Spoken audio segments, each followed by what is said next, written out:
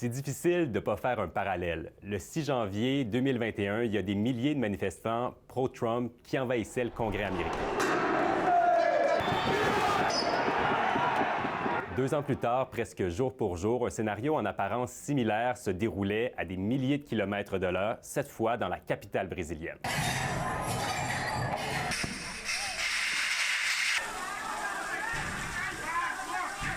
Il y a des milliers de manifestants qui se sont attaqués au palais présidentiel, au Congrès et à la Cour suprême. C'est l'apogée d'une contestation qui a débuté à la suite de la défaite en octobre dernier de l'ex-président d'extrême droite Jair Bolsonaro contre le politicien de gauche Luiz Inácio Lula da Silva. Les émeutiers sont convaincus que la victoire leur a été volée et réclament même une intervention militaire. Rappelons que Bolsonaro a obtenu 49 % du suffrage contre 51 % pour son adversaire. Não tem precedente na história do nosso país. Não existe precedente o que essa gente fez e por isso essa gente terão que ser punida. On fait état jusqu'à présent de 1200 arrestations. Il y a des objets de valeur qui ont été détruits et les forces de l'ordre en sont encore à évaluer l'ampleur des dégâts.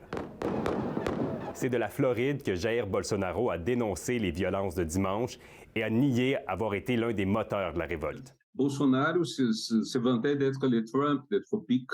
J'espère que la foi au mensonge de Bolsonaro va être réduite. Ce sera très important parce qu'il est très difficile de conserver une démocratie lorsqu'une grande partie de ces citoyens ne croient pas aux règles du jeu, ne croient pas aux valeurs démocratiques. Depuis dimanche, les campements pro-Bolsonaro ont commencé à être démantelés, mais le travail des policiers et des forces de l'ordre en général a été grandement critiqué, entre autres par le nouveau président brésilien.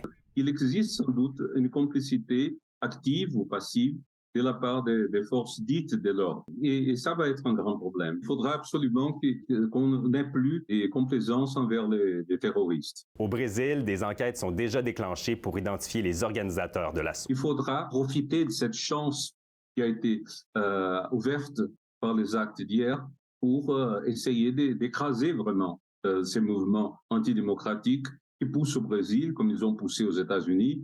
Mais malgré les arrestations, les dénonciations, le problème de fond demeure, celui d'un Brésil plus divisé que jamais.